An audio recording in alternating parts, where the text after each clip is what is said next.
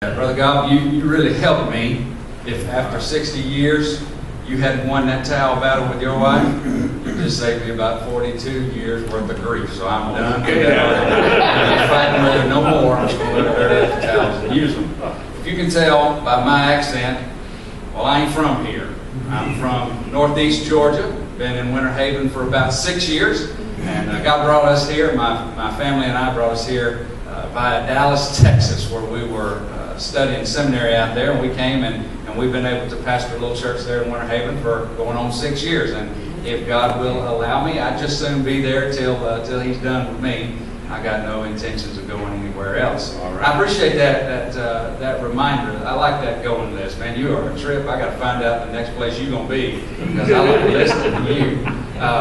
The going list. Well, I got some good news. You have an opportunity to get on the going list today. As a leader of people, as a pastor of men and women, you have an opportunity to sign up, if you've not already signed up, for a particular going list that you need to be on. I pulled up some of the statistics on allpropastors.org. If you hadn't visited the website, you've got all kinds of printed material. Go back and see what Paul and Linda are putting out there for our benefit. Make sure you check some of these things out. On the very first page is some statistics. Shocking statistics. Let me tell you some of these things. And he may have mentioned a few. 1,500 pastors leave the ministry each month. Which one of us is that going to be this month? 4,000 churches begin each year, but over 7,000 churches close. Which one of our churches is going to close? You say, no, not us, Kevin. Really? We're above the statistics? We're outside of that realm of reality? 50% of pastors' marriages will end in divorce. Which one of ours is already headed in that trajectory? It's very possible. 80% of pastors and 84% of their spouses feel unqualified and discouraged in their role as pastors. 80% of seminary and Bible school graduates who enter the ministry will leave within 5 years. Only beat that by 1 year. Who's on their way out this year? Even after multiple years. 90% say the hardest thing about ministry is dealing with uncooperative people. 70% feel grossly underpaid. I'm glad I'm not a part of that 30% that's a bunch of liars, because you know that's why we all feel underpaid. 90% said the ministry was completely different than what they thought it would be. That you? You thought it was going to be this way. No, you didn't. 80% of pastors' spouses feel their spouse is overworked. You contribute to that? I think I probably do. Maybe I'm not overworked, but she sure thinks I am, given the amount of time I have available for them. 80% of pastors' wives feel left out and unappreciated by the church membership. 80% wish their spouse would choose another profession. 70% of pastors fight depression. I mean, 7 out of 10 of us in here today is fighting depression right now. As called men and women of God. 80% of adult children of pastors surveyed have had to seek professional help for their own depression. Your children, 80%. 70% of pastors do not have close friends, confidants, or mentors. 90% of pastors do not pray regularly with their spouse. 80% of pastors surveyed spend less than 15 minutes a day in prayer, and 70% said the only time they spend studying the Word is when they're preparing for sermons. You're saying, Kevin, I wish I had those statistics. I'd like to refer to them. Allpropastors.org. It's under the byline statistics, and you can have them right there. Go, look them, print them, put them beside you so that you can recognize just how susceptible you are to being a statistic. You know why? Because there's not anybody in here that brings anything superhuman to the table. And we all are given the person of the Holy Spirit that is a spirit of power and of love and of self-discipline. But left to yourself, you'll be a statistic. What's the going list, Kevin? What's the going? Well, for today at the All Pro Pastors Luncheon, it's being on a pastor's champions table. It's signing up today. If you're not already on a table, it's signing up and saying, okay, Kevin, I want to be on the going list. I want to be on the going list of what Paul and Linda are presenting and passionately praying over and passionately trying to get folks to buy into. It's something that we need, and it's something that we got to have. Is that accountability and that friendship around ourselves so that we don't become a statistic, or at least that we're prepared to be on the other side of these statistics. In 2010, I got called by a parishioner. I'd just been there for, just about 2.5 years. It's toward the end of 2010. And she said, Kevin, I heard this on the radio. There's going to be something going on over in Lakeland at Victory Church. It's a free pastor's luncheon. And of course my ears just, they popped up like free lunch and I qualified. Let's go see what's going on in Victory. And so we rode over there in Lakeland, and we're still within the county, but we rode over there and I had a chance to meet Paul. And to his credit and to God's glory, God has really blessed All Pro Pastors. He is growing this thing. Because when I went over, I remember you spoke, and it was a little screen, and it was a little projector, and he had a couple little business cards out. It was a country organization at that time. And I get in, man. I walked in. I said, man, this is my kind of place. This is grassroots here. God has blessed, and it's grown. But when I went in there, I knew I needed something. I knew that I was alone. And if you're a pastor, if you're a minister, you know it's one of the most lonely opportunities in serving God there is. It's lonely because you feel like an island, and you're predisposed to make yourself an island, a hermit, so to speak.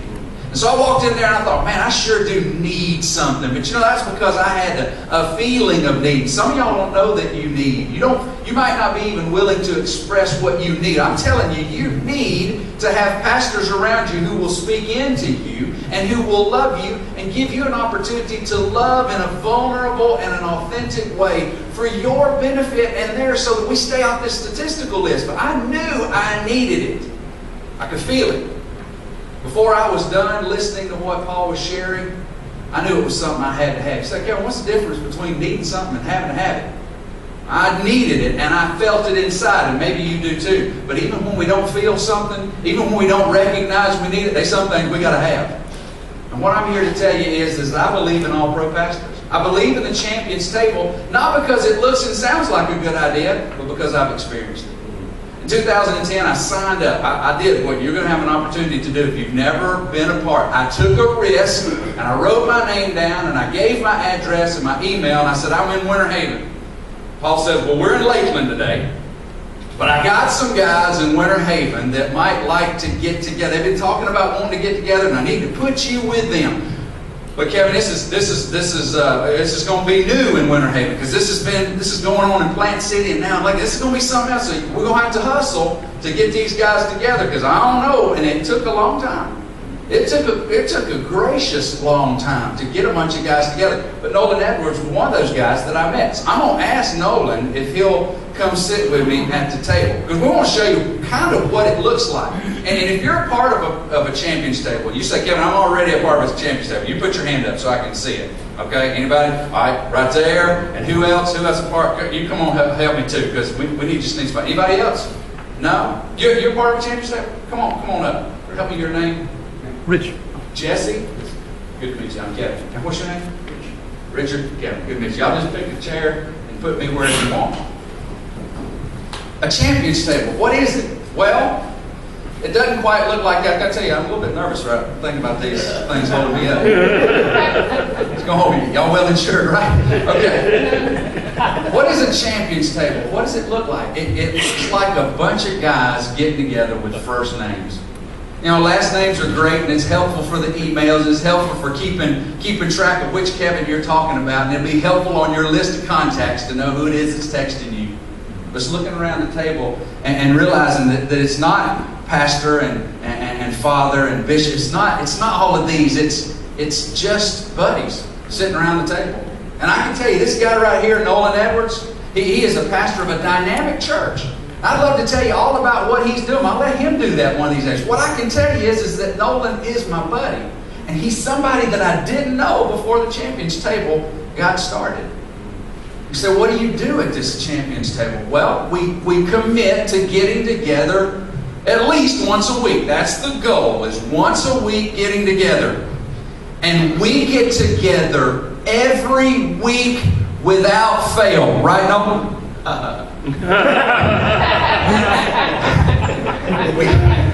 we try. And there's a lot of days it don't work out like that, you know, because he'll have something and I'll be sitting there. I'm just saying, I've spent a lot of days alone. I really need some sympathy. I've sat at the table and I've waited on my God. No, seriously. We get together. We set it on our calendar. It's a part of our normal week. And it takes a while to get going. It's hard to get it going. It's even harder to keep it going. You know why? Because the enemy knows that this right here is the going list for helping keep us off the statistical list. I don't want to be on that list. But everything, the gates of hell are lined up against us because the enemy does not want us to be what God will use us to be. He wants to be what we will become all by ourselves.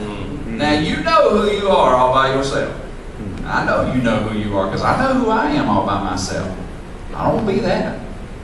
You know what? I want to be who God has designed me to be. Lord. And it takes the body to do that. So here's what we do. We get together. We sit around. We start getting to know one another. We start finding out not whether or not you guys do elder form of government, or it don't matter if y'all do congregation. Y'all let women pastor your church? That ain't what we do. Right. We get together and we find out how many kids you got. How long y'all been married? You know, where y'all from? And what passion has God given you? Hey, let me tell you about some things about me, man. I ain't that smart. I know I sound. I know my accent makes it sound like I got a lot of brains. But I really ain't as smart as I sound. You know, I got a lot of learning to do, right? We get together and we get to know one another. I know that Nolan is an avid hunter. He loves to hunt, and he loves to hunt with a bow. And I know that about him, not because I go listen to him preach, because I know who he is. I know he loves his wife. You know what he's helped me with? He's helped me recognize some struggles that I have within my marital relationship, you know, relating to a person who's nothing like me and sees nothing like I see it and don't even come at things in the direction I come at it. I know that's not a problem y'all got, but it is a problem I have. And getting to know Nolan, I found out, hey, he's got those same kind of things. And God still wants to use him. Maybe he still wants to use me too. It's an environment where I can go, you know, Richard, I don't know about you, but there is this one lady, you know, and I just got to tell you, man, I'm still a man. I love my wife. She's the most beautiful thing in the world to me. But there is this one lady, and she always wants to come get in my space. You know what I mean? And she just, on the way out, I'm just telling you, it's a struggle to bounce my eye. I need you to pray for me on that. I need you to remember. I need you to, hey, here's what I'm going to give you the permission to do. Next week, I want you to ask me if I made a point to see her coming and go on the other side of the church. I want to make sure that you asking me that I'm doing it. Because you know what I don't want to be in? A compromising situation. Amen. You know what's going to happen if I'm all alone and left to myself? You know what I'm going to do on a bad day when I'm thinking my wife don't care nothing about me, and I'm thinking she don't want to be with me, and I'm thinking I'm just the most pitiful person in the world because I got all this to give and nobody give to me. You know what I'll do? I just might look for her to come and stand in my space. I don't want to be that. So I said, you know what I'm going to do? I'm going to open myself up to you guys. I want you to ask me the hard questions. And that don't come easy. In fact, we've been meeting for now right at 2 years, just a little over 2 years. And Nolan can tell you, we're still learning how to be vulnerable with one another. We're still learning who can take more accountability than the others. But you know what we're doing every week? We're getting closer and closer to greater levels of vulnerability and authenticity where we can be real with one another and we can be open with one another. And not only can we speak, but we can listen to one another. We don't get together, we don't study the Bible. And we'd be fighting over who'd get to exegete the passage. We don't do that. We don't talk about whose church is better. In fact, we try not to talk about a whole lot of what's going on. But it's an environment where we can talk about our burdens. It's an environment where we can say, I'm just discouraged, I'm hurting, I'm down. I don't feel like that I'm getting anywhere in my study. My personal devotions are in the tank. My prayer life is out the window. I don't feel like God could use me if He tried. It's an environment where it's safe and it's protected. And it's where we can be real. And we can have others be real with us. If you're sitting here today and you say, boy, I need that. And I've got some exciting news for you. The go enlist is right back with Brother Paul and Miss Linda. They've got to go enlist for you. All you got to do is let them know. They'll do all the work of finding folks to get around you. But it'll take a risk. We don't like to risk. It'll take another risk to meet that first time. We don't enjoy it. It'll take another risk to continue to meet. Well, I got too much to do. Maybe you don't feel like you need it. Let me tell you, you've got to have it. You might feel the need right now, or you may say, you know what, Kevin, I just don't really have that struggle. Then you got to have it more than anybody else. Because you're just about to be a statistic. You right there, the enemy has got the bait right in front of you, and he is going to yank that hook in your mouth. And you're going to wish you'd had a bunch of guys around you. So what is a champion's table? It's a table where not just one guy's talking, but where a guy's saying, what's going on? What's up, Jesse? Well, how's your week going, man? How's your relationship with your wife, man? Nolan, hey, you remember you was talking the other week, man, you was really burdened about that direction you was looking for. I mean, God giving you any clarity? I mean, you know, Richard, he's talking about your daughter, you know, and how she's in that relationship. And you don't really know how to handle it. She's in that relationship with that guy, and you just want to kill him. You know you can't. You know, how you and your wife working through that. That's where they can go, Kevin, hey, look, you talk about you having trouble praying with your wife. How's that going, man? Well, you know, it's about to say, and they have the freedom to say, well, you going to step up, do something, or you just going to keep coming in here whining every week? I'm going to do something. And we get together and we call ourselves to be champions. Because I believe that's what God wants us to do. I agree with Paul. He wants us to be champions. The going list is here. If you need it, get on it. If you don't need it, you got to have it.